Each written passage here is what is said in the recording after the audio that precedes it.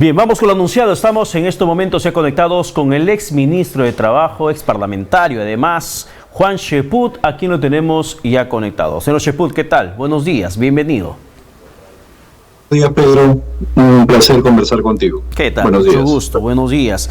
Bueno, yo quiero, sin ánimo de un poco, puede sonar feo lo que voy a decir, romantizar el tema de Hernando Guerra, pero sí un poco para visibilizar lo que está pasando en estos momentos, y más aún que ha sido usted ministro de Trabajo, que tiene en ese sector, el sector de salud, esta institución de salud que muestra tanta precariedad. El tema Guerra García, ¿qué es lo que debe permitir de aquí en adelante frente al tema de la salud pública, señor Cheput? Bueno, como ha señalado, salud está dentro de lo que significa el ámbito de responsabilidad del Ministerio de Trabajo, aunque el ámbito de acción es distinto al que corresponde al Ministerio de Salud y obviamente a los gobiernos regionales. Yo creo que el lamentable fallecimiento de Hernando Guerra García debe servir para sacar lecciones, ¿no? Y creo que ese es el sentido de tu pregunta, y de esa manera orientar lo que se tiene que hacer en un sector tan importante como el sector de la salud. En primer lugar, creo yo, y esto lo digo siendo yo adversario del gobierno, que hay que reconocer que el actual ministro de Salud, desde que juramentó, dijo que su principal interés era la atención primaria, la más cercana a la gente, las postas médicas. Inclusive recuerdo que se definió como una persona que había trabajado en centros de salud y en postas médicas, de ahí su famoso plan 1000, ¿no? Que eran 1000 postas. Entonces esta circunstancia debe servir para que todos aquellos que lo criticaron empiecen a apoyarlo, pues simplemente allí se atiende el 98% de la población. Ahora, hay circunstancias extrañas que creo yo tienen que aclararse. Una de ellas es por qué conducen al señor Hernando Guerra García primero a la posta y luego al hospital de Mollendo sus amigos, si él tiene una seguridad, más aún cuando es vicepresidente del Congreso. Y yo te lo digo porque la pregunta que me has formulado acabas de decir, usted que ha sido ministro de Trabajo. Bueno, como ministro de Trabajo sé perfectamente que los vicepresidentes del Congreso tienen una seguridad especial. Un parlamentario tiene un solo policía, el vicepresidente tiene 6, ¿no? Y cuando uno viaja a provincias, esa seguridad se encarga de ver todos los aspectos que pueden significar algún tipo de requerimiento por parte de la autoridad.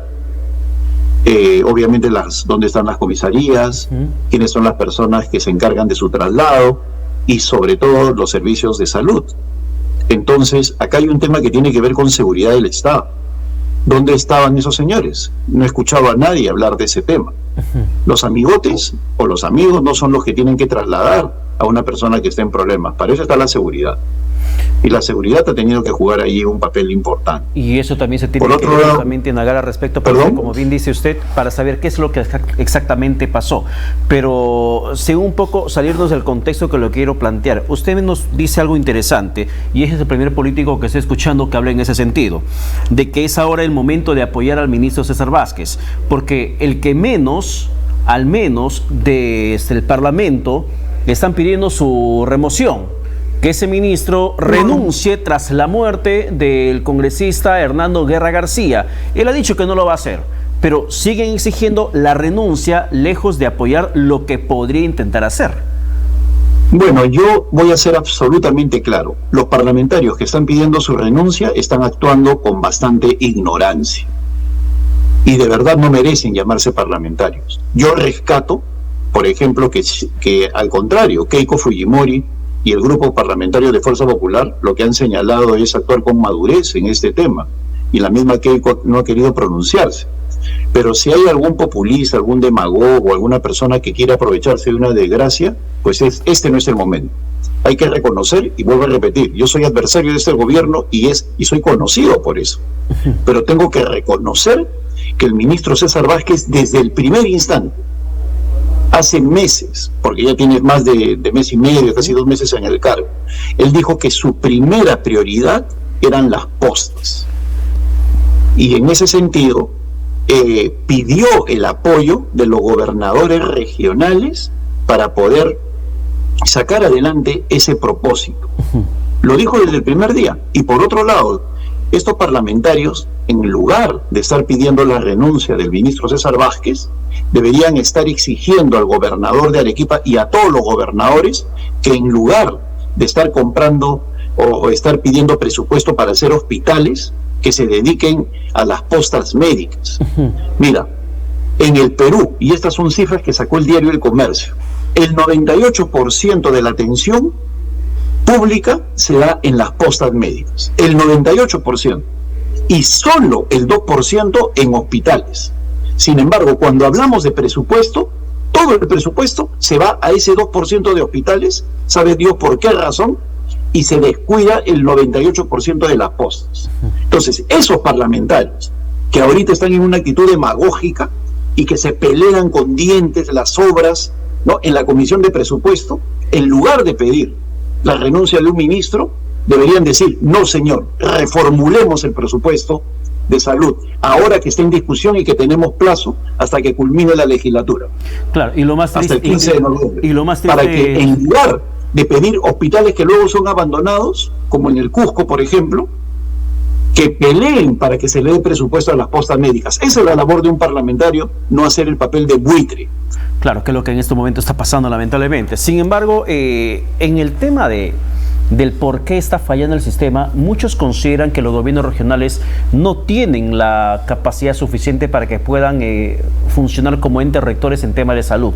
Tanto así que promueven normas de que se le devuelva la rectoría al MINSA a nivel nacional. Centralizar una vez más el trabajo de la salud pública en el Ministerio de Salud y quitándoles esas facultades a los gobiernos regionales a través de sugerencias regionales de salud. Y muchos incluso van más allá y culpan de esto al gobierno de la Chacana, de Alejandro Toledo, del cual usted fue parte, porque señalan que ha sido un desastre la idea de la regionalización como la ha planteado en su momento el gobierno del expresidente Toledo.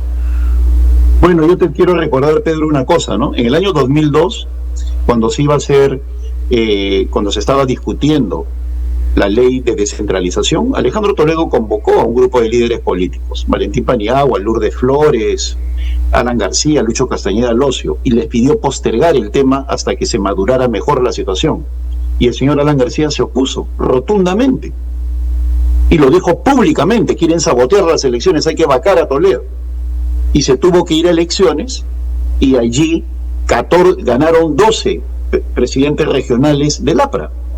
Entonces, aquellas personas que le echan la culpa al gobierno de la Chacana también actúan con ignorancia, pues, porque el tema no es la descentralización, el tema son los gobernadores, quienes gestionan, quienes están al frente de los gobiernos regionales, que priorizan las obras, que luego se convierten en elefantes blancos, como sucede con los hospitales en el Cusco, y por eso están presos los gobernadores, y no priorizan la atención de salud, primaria de salud, en las postas médicas. Una vez más nos damos cuenta, con el nivel de crítica que tú me has trasladado, que han dicho algunos, me gustaría saber quiénes son para debatir con ellos, ¿no? Le echan la culpa a las cosas legales como si en el Perú las leyes cambiaran la realidad. Las leyes son buenas, lo que sucede es que no se cumplen, lamentablemente. Y no se cumplen porque al frente hay autoridades que lo único que quieren en muchos casos es robar. El gran problema es la corrupción que hay en este país, y en la cual están involucrados muchos gobernadores, muchos alcaldes y muchos congresistas. Ese es el problema de fondo, que no se va a solucionar con cambios de ministros ni haciendo arqueología política mirando al gobierno de Toledo. Entonces, acá el problema se ha suscitado y hay que aprovechar para poner ese tema en debate, pero que nos muestra, pues, el nivel de desafección y de corrupción que hay en los gobiernos regionales, porque acaso no es cierto que la SAUDER había hecho un convenio con el gobierno regional de Arequipa para que se atendiera las 24 horas del día, y el señor Alcides Yique, gobernador de Arequipa, dijo no va a este proyecto, y nos quedamos simplemente con 12 horas al día porque yo no quiero saber nada con la SAUDER? Si hubiera respetado ese convenio con la empresa privada, lo hubieran atendido al señor congresista y a cualquier ciudadano. ¿Eso es culpa de Toledo o es culpa del actual gobernador? Y eso me lleva... Los políticos de ahora, pues, que hacen arqueología política ignorando que ellos tienen el poder para cambiar las cosas. Un político no es un historiador. Me lleva un político es una persona que cambia el rumbo de los acontecimientos. Claro, y eso me lleva a lo que pasó también este último viernes con la toma de la sede, de la base de la minera Antamina. Esto en la región Huánuco. Y el por qué exactamente estaban en paralización de 48 horas era porque demandan, por ejemplo, a la empresa minera la construcción de colegios y de una carretera. Y uno se pregunta, ¿y para qué? Perdón de la expresión, pero ¿para qué diablos está el gobierno regional? ¿Para qué está el gobierno nacional? ¿Por qué cargarle a la empresa minera aquella responsabilidad que le compete al Estado? Porque definitivamente los gobernadores no entienden lo que son las prioridades, los planes, no saben convocar a personas de primer nivel.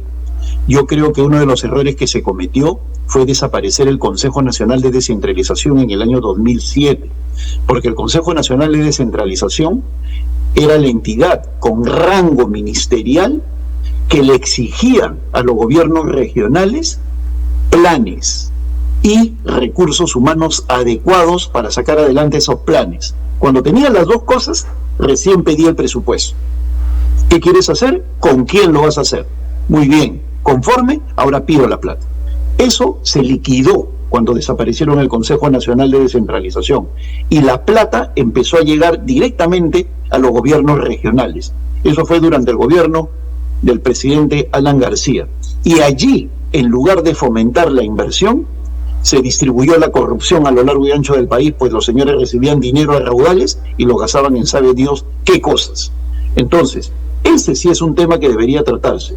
Reformular la regionalización para que los señores hagan adecuados planes que estén en función del bienestar del pueblo y no de la búsqueda de negocios particulares. Bueno, estamos en una situación de corrupción bastante fuerte. ¿Qué cosa se podría hacer?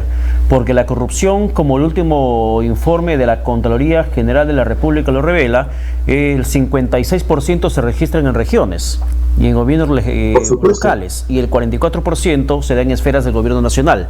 Si tenemos que gran parte o la mayor parte de la corrupción se da a nivel de regiones, entonces se tiene que apuntalar también en ese sentido. ¿Qué cosas se puede hacer en materia de control anticorrupción?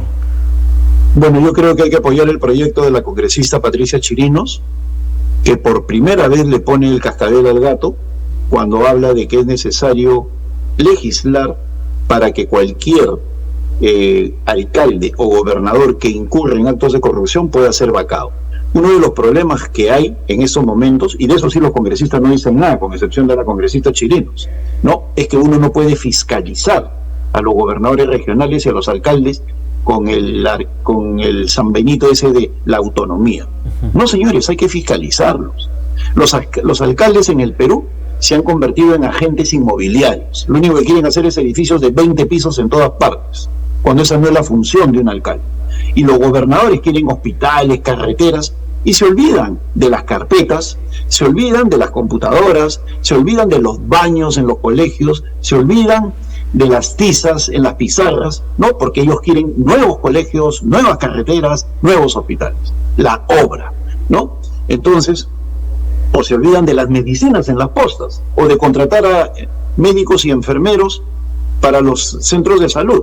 Entonces, es necesario que se apoyen proyectos como este de la congresista Chirinos para que de esa manera se fiscalice a los gobernadores y también a los alcaldes, pues de lo contrario la corrupción va a seguir rampante. Bueno, también por ejemplo tenemos un tema de prevención de riesgos que tendría que implementarse año tras año y que los gobiernos locales no accionan. Y pareciera ser que los gobiernos locales, como el regional, están esperando la situación del desastre para activar un mecanismo de emergencia que les permita contratar de forma directa y así finalmente hacer mucho más viable la corrupción que podrían estar intentando perpetrar.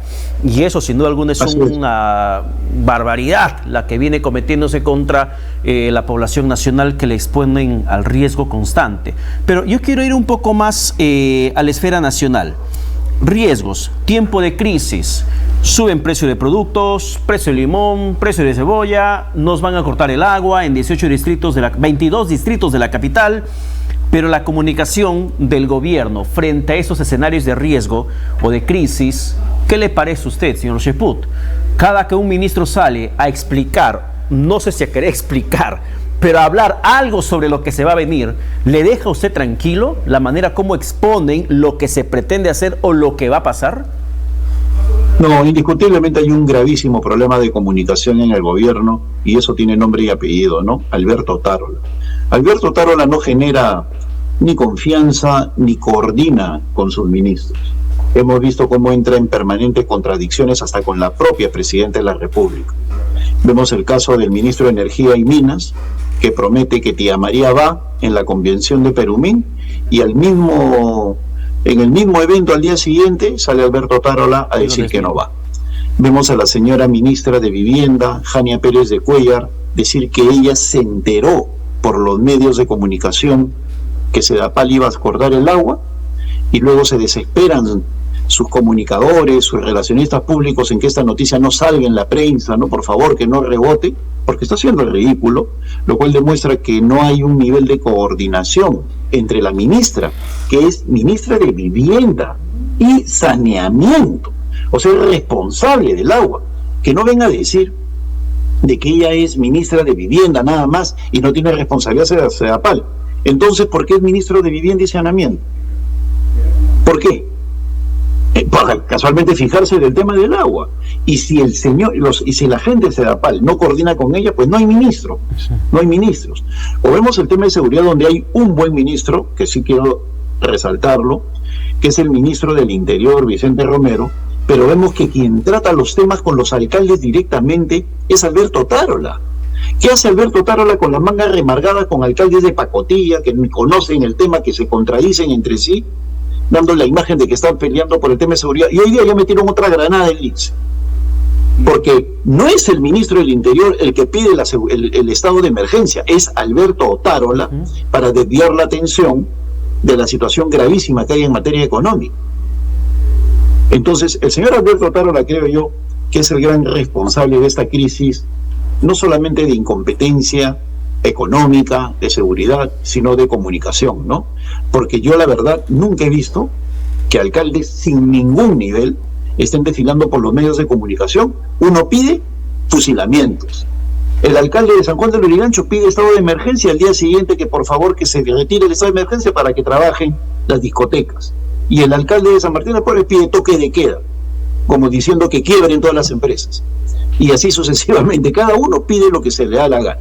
Pero eso no hay pasa, un norte. Pero claro, no eso hay pasa porque no ve un líder. No hay liderazgo. Y el señor Otárola le ha quitado por demagogo, por querer ganar unos puntitos en las encuestas, ese rol a un buen ministro como el señor Vicente Romero. Claro, uno se percibe una falta de liderazgo en el gobierno como en los gobiernos locales, porque las mancomunidades tampoco están funcionando como tal, y cada alcalde tira por su lado, y finalmente intenta demostrarle a su población local que algo bueno están haciendo por su distrito, y esto no está ocurriendo. Frente a ello, por ejemplo, cuando una ministra en tiempo de crisis, como la ministra del Ambiente, sale y dice, bueno, tendremos que bañarnos con tacitas, ese nivel de ironía que aplican en tiempo de crisis, ¿cuánto daño nos hace como sociedad? Mira, yo creo que ellos están generando las condiciones para que haya una gran protesta social. Lo que hemos visto en Pachacamac, exigiendo una marcha de que el gobierno decrete en emergencia, se va a replicar, pero por la crisis económica. Y lo de la ministra del Ambiente de la tacita tiene un antecedente en el ministro de Economía, Contreras, cuando dijo, no coman ceviche, pues, o siembren limón, ¿no? Ignorando que el limón demora 3 años, que no se puede sembrar en todo el país y que la primera cosecha se tira a la basura porque no sirve, ¿no? Pero el señor dijo eso burlándose de todos los peruanos. Entonces, con ese nivel de... Mira, yo he sido miembro de varios gabinetes, tanto como ministro, como consejero presidencial, etcétera, etcétera, en varios gobiernos, y sé perfectamente del nivel de discusión y el papel que juega el premier. Yo he tenido como premier a Lucho Solari, a Carlos Ferrero, a Antero Flores, a Pedro Pablo Kuczynski, y ellos son los conductores de la discusión política, no el presidente, el premier.